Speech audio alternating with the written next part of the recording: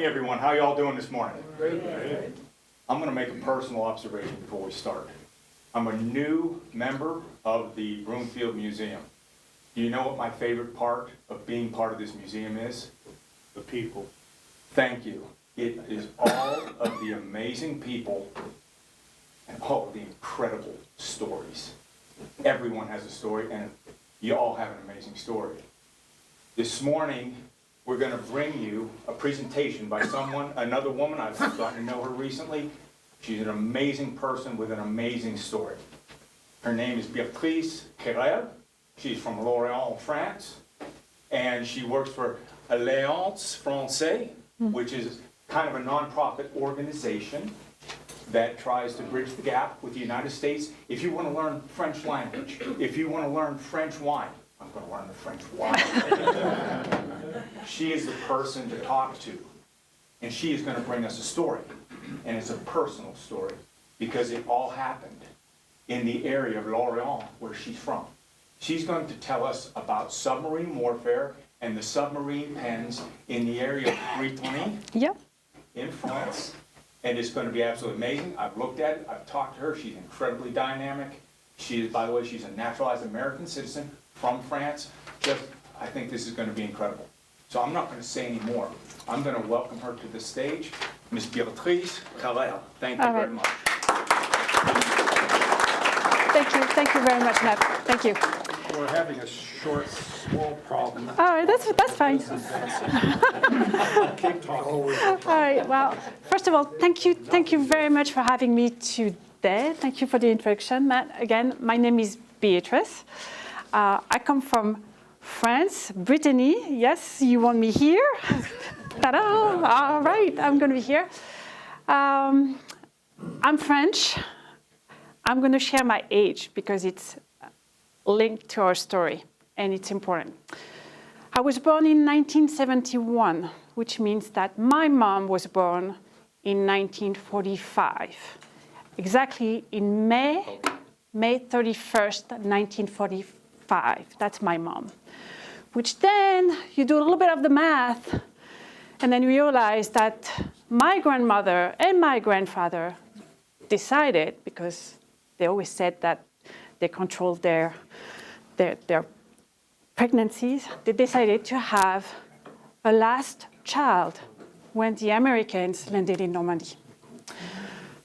So basically, my mom was born May 31st, 1945, 11 months after the Americans landed in Normandy. And this is key because I am the last person, the last direct person who tells stories about my grandmother's stories. And I grew up in Brittany with my grandmothers telling and sharing stories of the German occupation in Germany, but also of the Americans coming and free France. And that's what we're going to talk about today, but we're going to talk about a little town in Brittany. Alors, can I use this? I'm going to try. Up. Yeah. Tack. All right, so who knows Normandy? All Americans know where Normandy is. Who has been in Normandy? Who has been in Brittany? Yeah, awesome. So Normandy is in this coast here. Brittany is all that square here. And I come from that little town here called Lorient. And Lorient and Brittany is actually a very nice area with a lot of beaches. And you can see it's still little villages like this. And I hope at the end of this presentation, you're going to all want to go and visit Brittany because it's beautiful. So you still have little villages like this, one. And you have the most beautiful beaches in the entire world. Blue water, green water, nice sand. So this is where I grew up. Just going to share those images. All right? This is where I grew up. But this is all also, oh, I'm sorry. what you see along the coast of Brittany. Do you guys know what that wall is?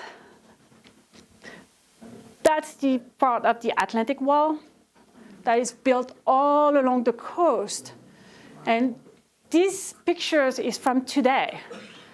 So basically, we're in 2023, 24, almost 25, and we still have that wall along the coast. And we have those bunkers also along the coast. And I grew up with those bunkers all along the coast with our parents and my grandmother and my grandparents telling us, you're not allowed to go in it. All kids who grew up on the beach in Brittany, basically we had one thing, we were all free, but we had one thing that we were not allowed to do, is to go inside those bunkers. And I still say the same thing to my kids, by the way. You're not allowed to go inside. Why? They're evil. Yeah, there was still some kind of ammunition, but we still have that, bad feeling about those. So going back to Brittany, again, this is Brest at the end of Brittany, which Brest is Denver's sister city. And Brest and my city, Lorient, which is here, have a very similar story. Okay. So, can I go back? If I zoom a little bit on that little star here in Lorient, you'll see that actually Lorient is in a bay, so it's very well protected. You have one island here along the coast. To go inside the port of Lorient, you have to enter in that bay. So it's very, very well protected. Unlike Brest, who's a little bit right on the ocean. So Lorient was a thriving city before the war. I'm talking about World War II, of course. It was a city that's been that has grown economically by sharing and trading with India. So a lot of spices were coming to the port of Lorient. Lorient was also always been a military port. So you have the Navy from the, you have the Royal Navy based in Lorient. It's also a fishing port. So it was basically a thriving city. Oh, you don't see that much, but beautiful port. It's very nice. But then, June 1940, is the fall of France. And along with that is the fall of Brittany and the fall of Lorient. Even though the Britons, they tried to fight the German, and what they were trying to have of hoping to get was, because France, just like, I'm not going to say they gave up, but, fell.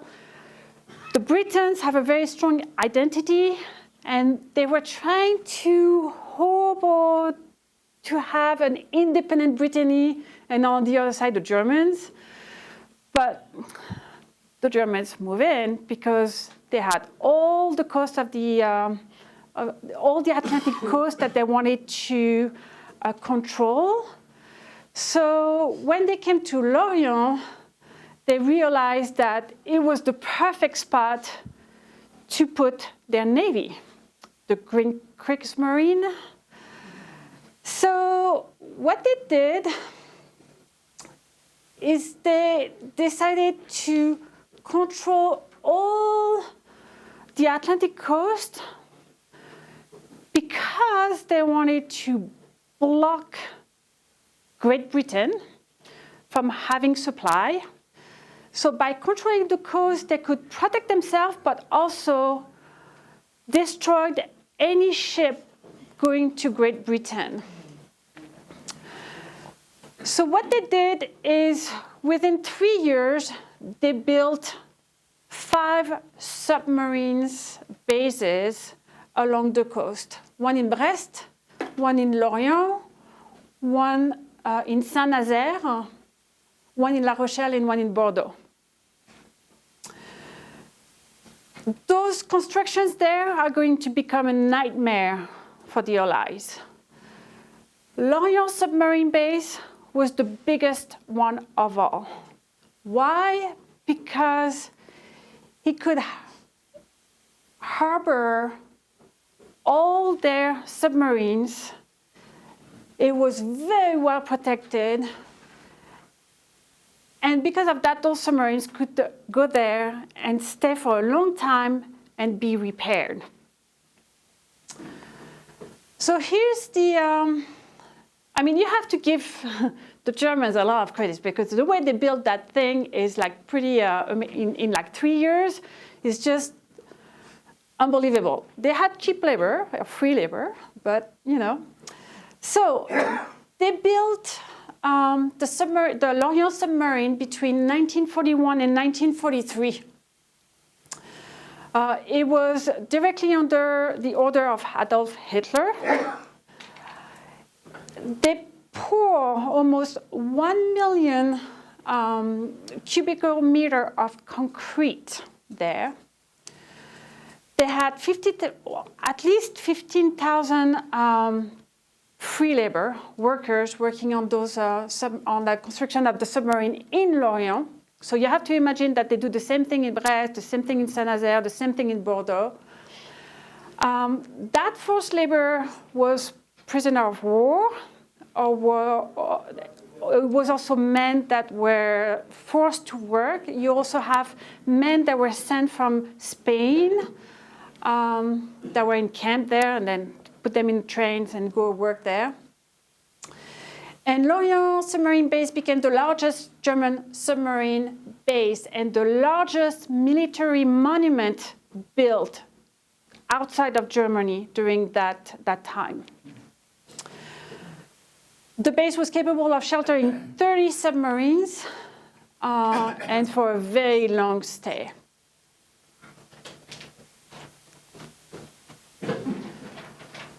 So those pictures that I'm going to show you are part of the archives of Lorient.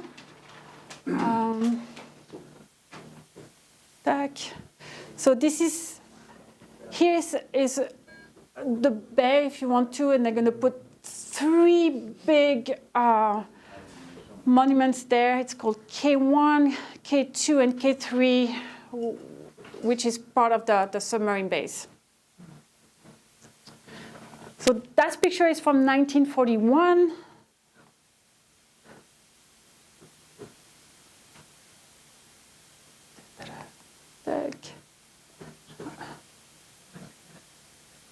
It's massive, I can tell you. It's like, so their engineering was very, I'm going to say advanced somehow. They knew they were going to become a target. So I'm going to try to go back a little bit. What they had is like massive concrete wall. And here you can see they're going to put an empty space. And above this, they're going to put another 10 foot or 10 feet of concrete. All right? And it's still there. So why are they going to do that? Because it's going to be indestructible. Do you see that?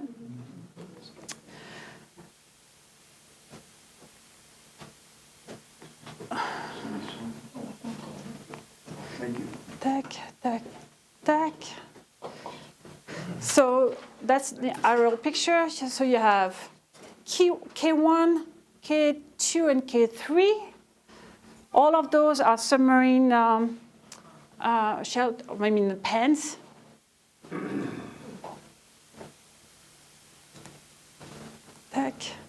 I'll give you some pictures from the inside. Those are pictures from today.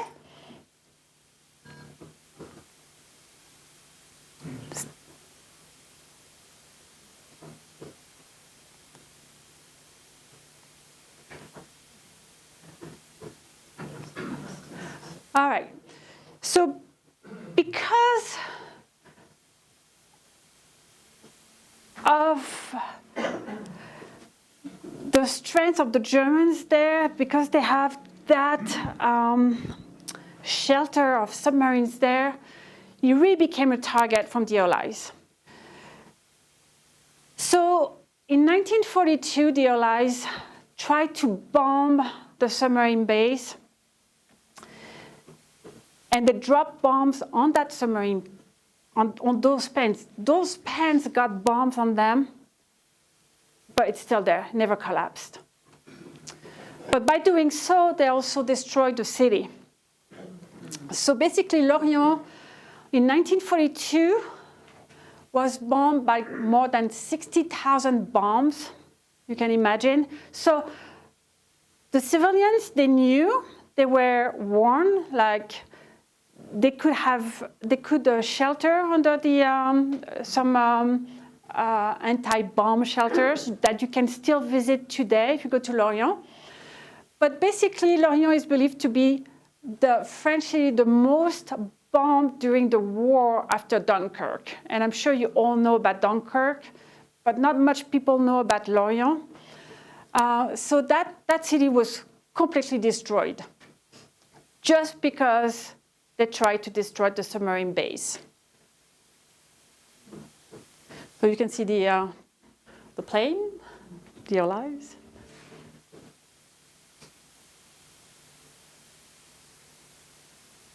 And that's not even after the war. It's like during the war. During the war, 1942. It's a long time before the Americans arrive. It's a very long time. That was the church.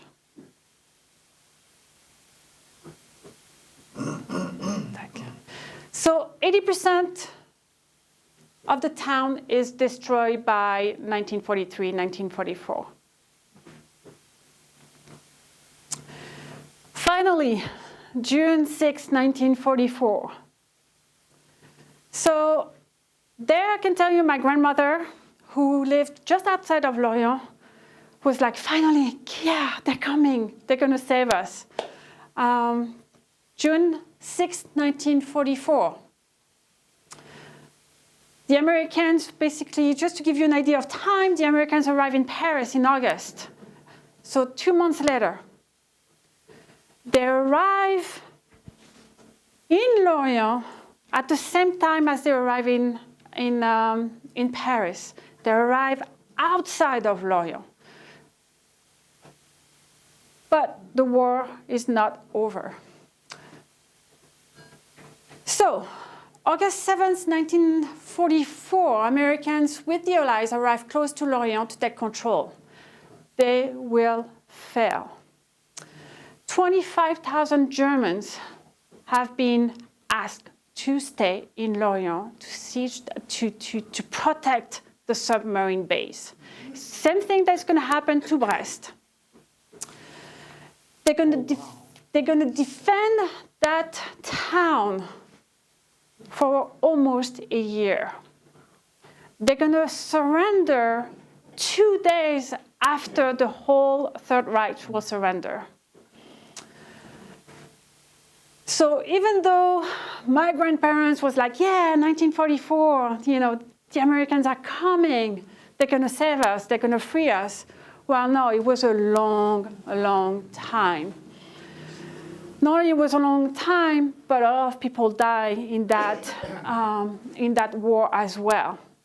You have to imagine 25,000 Germans in one city, 25,000 Nazis try to defend, and you have the Americans, the British, the French trying to take back that city, but they could not. They could not take it back. So they had to wait like a year. They finally, went in because the Germans surrendered. So here you have some American troops going to the streets of Lorient.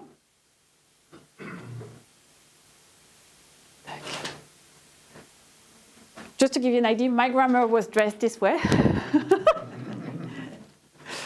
You don't see that too much anymore, but you know. But she was like this, up. But the city is all destroyed. I mean, really all destroyed. So here, usually, the story ends, and then we're going to rebuild, and da-da-da-da-da-da. And then the Americans go back to the US, but it's not quite what happened. Because 80% of the city was destroyed, the population needed huge amount of help and housing. Well, the French government was all broken, everybody was broken. So they had to respond to the needs of the population. So here's what happened.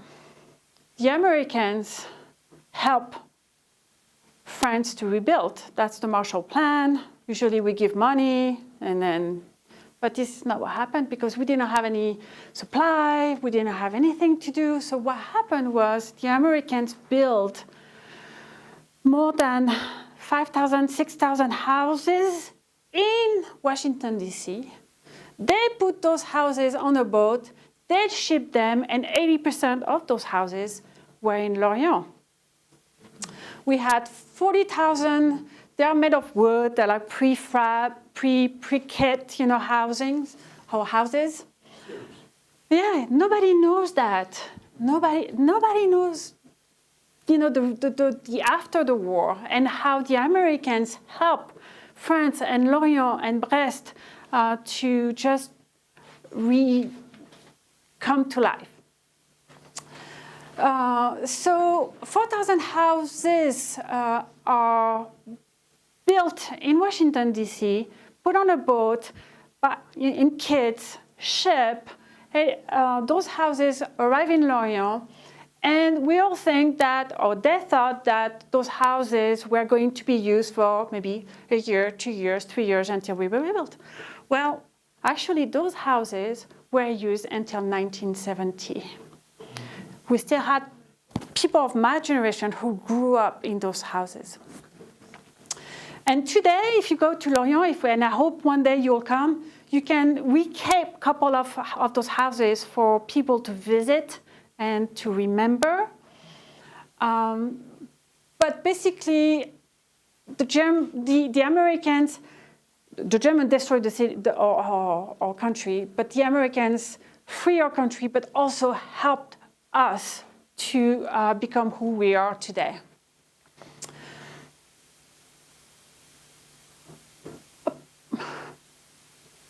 Today, this is a submarine base. And Lorient is a very thriving city. It's thankful to the Americans. Yes?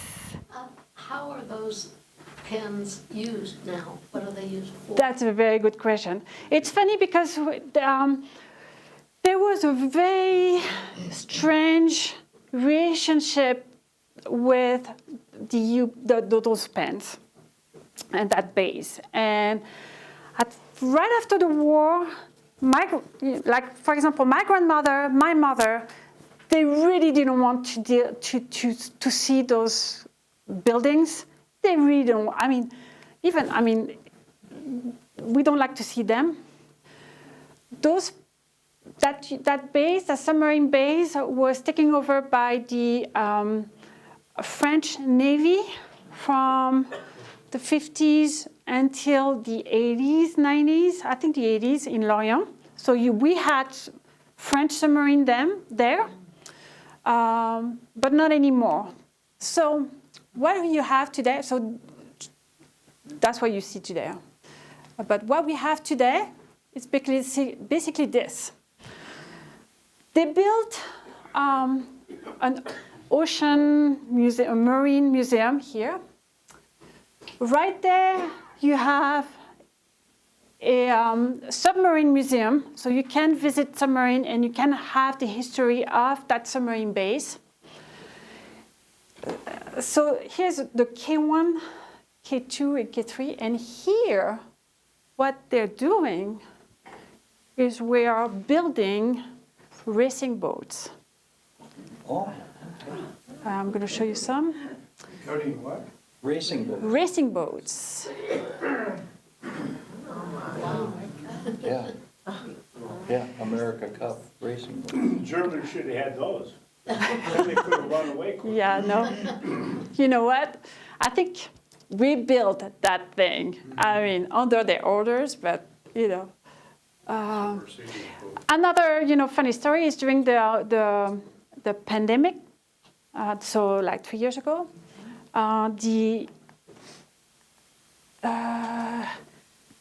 this place there became a vaccination center.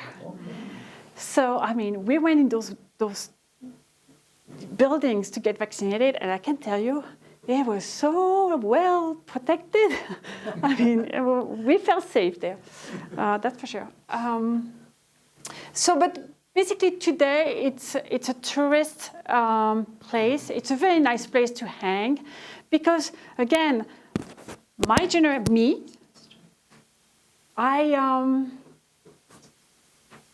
don't have that direct link with war. So I don't mind going there and have a drink. I don't think my grandmother would do that. But basically now you can have a very nice drink. There are a couple of restaurants. You can see those beautiful racing boats. They compete to the ocean race and the America's Cup. I think that's it. But it became it's a beautiful city.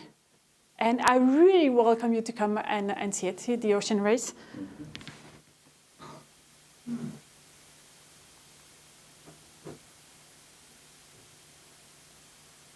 It took the city a very long time to decide what to do with it. And I think time did its work in the sense that 30, 40 years ago, I don't think we could have imagined doing a tourist place or a pleasant place with this. I think everybody wanted to forget about it. And the city has been rebuilt, and the city is today very, very, very beautiful. And this is the end of my presentation, and I welcome any questions.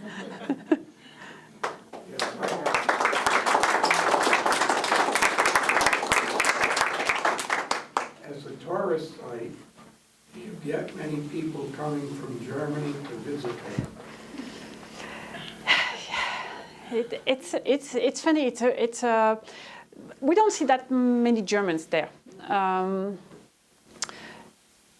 The interesting part is when Germans have come to Lorient, and I'm talking about people from my generation or my kids' generation. My kids, they know the Germans were here. My kids know that the submarine was based by Germans. My kids know that the Atlantic Wall is part of World War II. Talking to young Germans that come, they don't know. They don't know. There is a part of their, and I can't blame them too for what their great-grandparents did somehow. But we don't have that many Germans coming over there. We have a fair amount of British, and the British will go there because, they fought for us too. And the beaches. And the beaches, yes. But, yeah.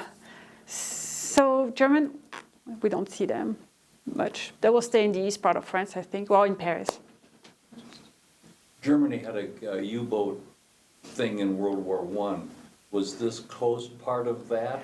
I don't know. So I need The Germans didn't get that far south in France. They were pretty much up on the Belgian-French line. on the. Okay, so they left from there to go into the Atlantic. They Yeah. never held that part of France in World War I. Okay. In World War II, they really, they built to protect themselves and to block any supply for Great Britain, but they also envision having those ports for their economical growth after the war. And they had that vision too. They really thought that they were going, I mean, I think they thought that the Americans will never come. I think Pearl Harbor, I mean, the Japanese made a big mistake by going to Pearl Harbor. I think that's what triggered the thing. Any other questions? Yes, Do you have any idea how the U-boat ended up at University of Chicago on Lake Michigan, that they toured, people can walk in the U-boat? me, I don't know, maybe some, That was captured. German. I'm from Chicago, and that was captured. And they brought it to the Field Museum, but it was one of the ones that was captured during the war. U-505. Yeah. you know, in the Bay of Lorient too, talking about, you know, that you have boats that has sunk. And today you can scuba dive and just go visit those boats that are in the Bay of Lorient. Yeah, they're still there. Do you know how many people were involved in the resistance and how many of them made it through the war? In the French resistance, me, myself, I don't know. I'm going to put a disclaimer, I'm not a historian. The thing that, you know, I think it was a very difficult time. I think a small percentage of people were resistant. A big percentage of French people were also, you know, not good people. They were helping and then I think a lot of people became resistant also when the Americans arrived. The thing that I know though is that in the American history book, we don't talk too much about the role of General de Gaulle, who was in London trying to coordinate the resistance with France and help the Americans also land in Normandy. And that sometimes we forget about that as well. But I think in time of war, it's always difficult to know who is good, who is bad, who falls into the good. And it's funny because this war is very simple. You had the good and the bad, and there is no in between. You know, we were not fighting for oil, we were not fighting for resources. Here we were really fighting for freedom. But I don't know, to answer your questions. I don't know. The thing that I know is without the resistance, and a lot of resistance died and got tortured, but without the resistance, it would have make the operation of freeing the country way more difficult. But we also have the people who help the Germans, and without those people, I think it would have been more difficult for the Germans also to send, you know, people in camps. I'm wondering about the submarines at the end of the war. How many might have been docked there at the end of the war, and whether Lorient was the place where they brought in the submarines after the surrender of the Germans? Did they surrender their submarines to your town? Nope, I don't think so. But I think I have to come back with all those questions about the after the war. But that's a great question, though. I think if they had a few hundred submarines, something had to happen with all of them at the end of the... I think they were all sized by you guys. Did we take them over? Did we? I'm going to find out. They were given instructions to surrender to the nearest, Allied force. So many of them just kind of surfaced, and then the British took over, and we captured some of them. Yeah, because... And others just came back to port because they were being decimated by 1944. I mean, basically the Germans were not allowed to have any army after the war. So, I mean, I get all their equipments got into Great Britain, France, and the US. One thing I was going to ask was, it sounds like the relationship between Germany and France, as of now, is still uneasy? No. No? France and Germany, and this is where you have to give credit to those two countries. And this is where, when you have two countries that are enemies or fought for so long, actually there is hope, because France and Germany economically became the best friends ever. So and that's because of, or thanks to Helmut Kohl and François Mitterrand. And in the 80s, they decided to really create Europe. And the reason why there is such a strength in Europe today, it's because of the friendship between France and Germany. Now, that's the economical link between the two. I can tell you, though, that my mom still has resentment towards Germans. And she can't look at a German Shepherd dog. I mean, seriously, it's like, so they, even though my mom did not grow up with them, but her mom did. So it's still an interesting relationship, but it's also a relationship that has proven that peace is possible between two countries that have fought for so long. So, you know, I don't know if you can relate to any other place in the world, but.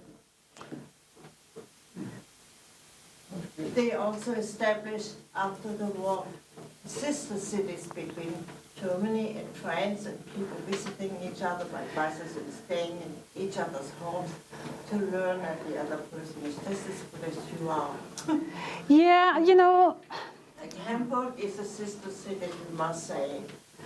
Yeah, that's true. I don't know when did they do that right after the war? I think it took a few years before they started. We had to rebuild. According to what I'm reading, the Germans surrendered 156 submarines to the Allied forces after the war. And the Allies took 116 of them out and sunk them. Oh, gosh. Here we go. Thank you. I'm going to add that to my presentation. Yes, sir. My grandfather served in World War I and was on the Argonne line in the trenches, you know, between Germany and France. And I just wonder, is the Argonne line, do they still have any trenches and so forth between Germany and France? Does that still exist? There's a lot of them. You can go to the Somme, and I mean, you can look at the land, and I mean, you can see the bomb craters and the trenches. Now, you know, after 100 years, erosion has softened the look of these, but you can still look and see that, well, you know, they never filled them all. Where they serve, yeah. You can still see them. I've heard there's still bombs being. Oh, they still dig them up? Oh, here they still dig them up too. I mean, that's one of the reasons why we were not allowed to go into the plane to those bunkers, is because once in a while, there was still some like, yeah. They were booby trapped. Yep, under the, and even in the Bay of Lorient, because some boats have sunk there, but they've sunk, you know, with ammunition or bombs. So once in a while they go and dig. Actually, The French military actually has a department. I'm sorry, I didn't hear you. They tour a portion of the Maginot Line today. Yeah. Oh, yeah. Other portions have been turned into whatever the farmer who lived above them wanted it to be. You might use it for grain storage, or you might use it for storing wine, or just to make a basement in his house. And when we toured the Maginot Line, the German tour groups far outnumbered all the rest of us. The French and the British and the Americans didn't have anywhere near things. But nonetheless, you can tour, it's quite interesting. Did your grandparents ever talk about how they survived the war? What their life was like? So my grandmother, I didn't know my grandfather because he passed when before I was born. But my grandmother so she was living in a small village outside of Lorient, and she had a big house and basically a grocery store, if you want to, and a restaurant and a cafe. And you know, it's a part of the story that you'd never quite know. The thing that I know is Germans were in her house. And the thing that I know, it's in order for them not to understand what they were saying, is that she was talking Britons, the Brittany dialect. And because she couldn't understand what they were saying, but the Germans were basically in her house because she had a big house and because she had a retail store. So they were like basically helping themselves. Now, you know, it's the kind of, I don't know if she was friendly with them, if she was, the thing that I know is she was happy that the Americans came, that's for sure. But, you know, how exactly, see, today, I think I would love to ask her more questions about, were you scared? Were you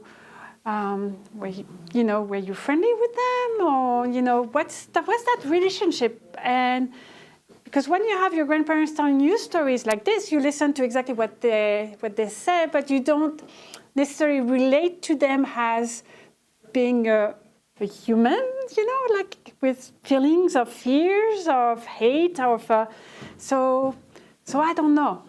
They survive by working with them somehow, because they also had no choice.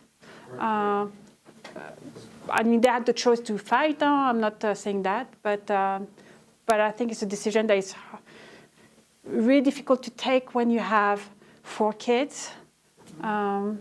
That's that to take into account too. So I don't know. All the French people suffered greatly because the Germans came in and pretty much took all the food that they could. And I've seen pictures of massive train cars where they looted the country. I mean, they took all the artwork. Yes. You know, then they took all the furniture and appliances, and I mean... And food. So they stole so much from the country that the people that were left there had a very difficult time surviving because they didn't even have enough to eat. And Holland really suffered. In 1944, they starved. Now, my grandparents, you know, they were living, as I said, in that small village.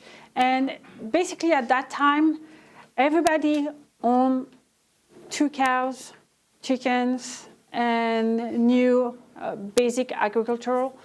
But everything was stolen from them, that's for sure. Everything was stolen. Was there a Jewish population on that side of France and Brittany? No. When they first made the Really, no. Really, when they came, it was to control the Atlantic Ocean. Right, yeah. It was to control the resources and the Atlantic Ocean. But there's nothing about, you know, at the end, yeah. We don't have that population. I mean, we don't have Jewish people in Brittany, even today. Okay.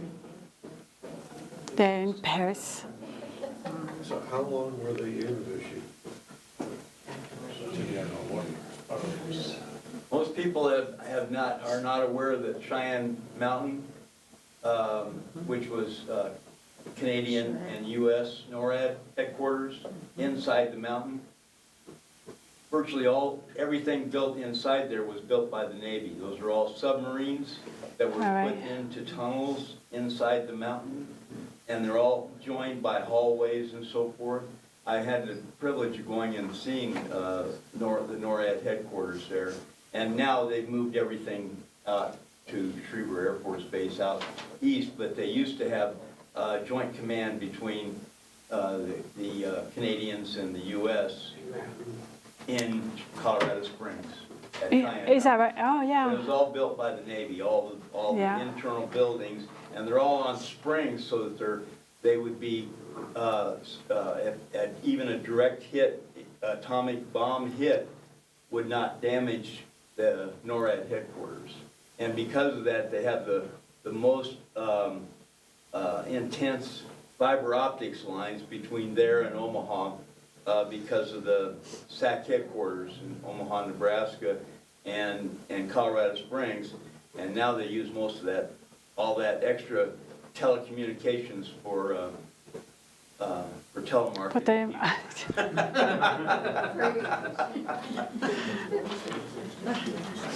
Okay. That was amazing. The story was amazing, but more important, the Thank you. storyteller was amazing. oh, thank you. Thank you for having me.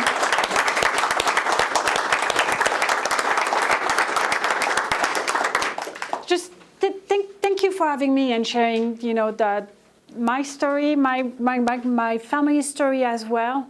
I think it's very important that we keep remembering because it's linked to our history today too. So thank you, Matt, for having me. One last thing, as you all know, this is a challenge coin, and we are going to present this to you this morning. Thank you so much. Thank you. And you are always welcome here on behalf of And I the will come back. Broomfield Veterans Museum. You have made everyone's life better, and we appreciate it. Thank you so much, Matt. Thank you very much. Thank you very much. No, thank you. Thank you for being here. Thanks. Thank you, it was really well done. Yeah, thank you so much. Did you say your grandmother was born in 1935? My mom was born in 1945. My mom. My grandmother was born in 1917, I think. My grandmother lived through 2 wars, but my grandmother had my mom or conceived my